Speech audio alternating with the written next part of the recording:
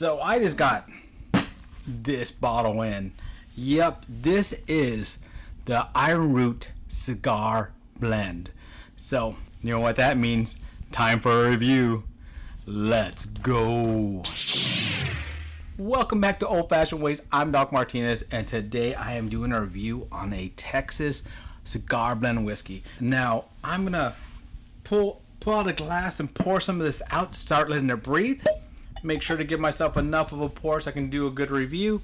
And I'm using your drinking buddy's glass. Not doing many videos lately, but we do miss them out there. So I'm gonna move this to the side. We're gonna talk a little bit about this bottle. Now this is from Ironroot. It is it's the Saints Alley. It's aged 10 years. It's called the Herald Cigar Blend. It's a blend of straight bourbon whiskeys finished in Armagnac and sherry cask. Now this one comes in at 114 proof. And interesting, it's a blend of pot and column still bourbon perfected in finishing casks from around the world. Love it, love it. So they're out of Denison, Texas. So it's a Texas company, but this is not their own juice. If you look at this, it's very nice and dark. There's a lot of darkness and color in this.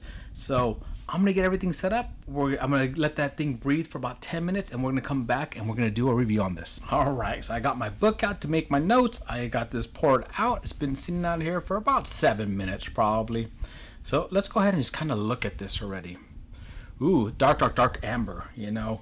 Nice dark color to that, but I mean, you can kind of see that on the bottle already, how dark that is. So good color. Let's kind of just shake it up here and see what happens. Overall, sticks to the glass pretty nicely. Starting to get some legs. Some of them are tight, some of them are kind of a little runny. So let me do that one more time to kind of see where it's at. Same thing. There's some of it that's kind of tight, some of it that runs a little bit faster. You have some tight ones in the middle, some nice long ones on the edge. But overall, I mean, it sticks up pretty decent to the glass. So let's go in for the first one, aroma. Brown sugar on this. It's 114 proof, but actually pretty nice on the nose. It doesn't assault the nose in the beginning. Actually some orange in there, some brown sugar, some caramel. There's some sweetness in there. A little bit of fruitiness in there as well. Actually, for the nose, that's an excellent nose. I'm actually gonna give that an 8. Ooh, the fun part, flavor. Let's go in for that first taste. It was sweet, hint of spice, a little bit of honey in there. Went through that kind of quickly. There's a lot going on there. Hit the tip, hit the mid kind of really quick, and kind of gone through its process. But it's the first taste that's sometimes hard to catch everything. Your tongue's trying to acclimate as well. So for that first one, that was kind of fast.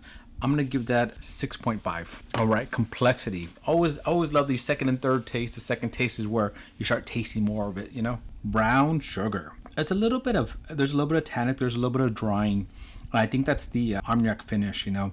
You're getting some of that dark fruitiness, kind of like a plum, stone kind of fruit, a little bit of overripe kind of stone fruit. There's a dark chocolate there in the end as well that I just caught in that sip. That's sticking on the tongue. You can taste some of that, you know, that sherry finish in there as well, because it is there. And that sherry, I think, is what's kind of also giving it some of that tannicness as well. Complexity, I mean, there's a lot that's going on in there. I do like that complexity. I'm gonna give that an 8. Mouthfeel, let's go in for that mouthfeel. Now, the mouthfeel, almost nothing on the tip of the tongue. The mid tongue is coated, a nice little oily layer. The roof of the mouth has a hint of it there.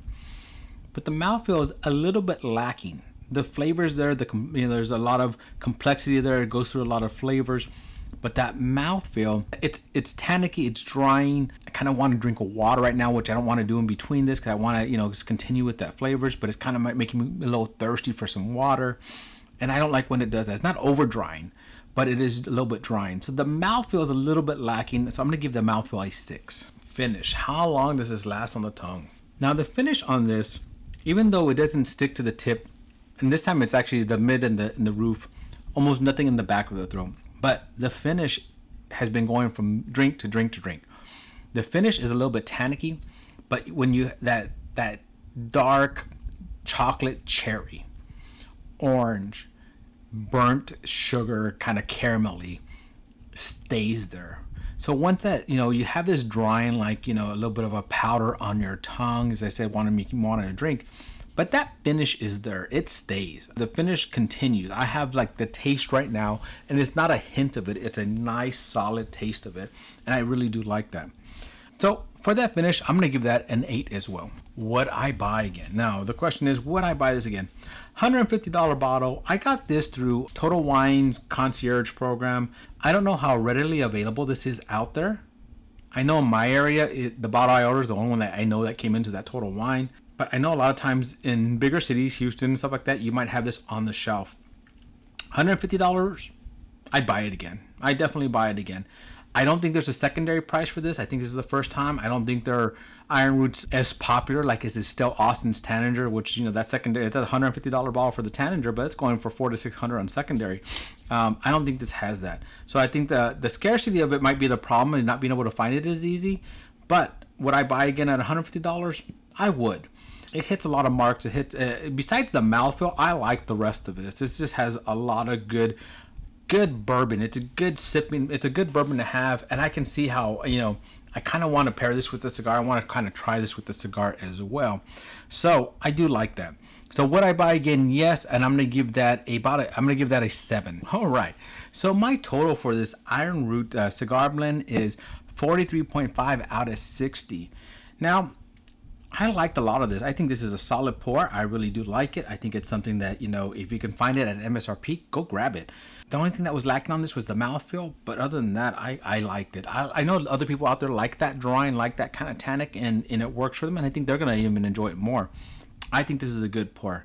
Now, I'm also going to be putting this up against the Tanager. I'm kind of curious how this competes against it. So anytime I do a review, I like to do a giveaway. So if you want to learn how you can win, possibly win a sample of this, what I need you to do is, first of all, what's your favorite cigar blend? In the comments below, I want to know, what is your favorite cigar blend? I mean, are you like the OG original, and you like, you know, Joseph Magnus cigar blend? Are you a Tanager fan like I am, and do you like Tanager? And also in the comments below, I want you to hashtag Ironroot Cigar. Hashtag Ironroot Cigar. All right, my friends, thank you for joining me on another journey down my cigar whiskey rabbit hole. To our next journey, my friends, cheers.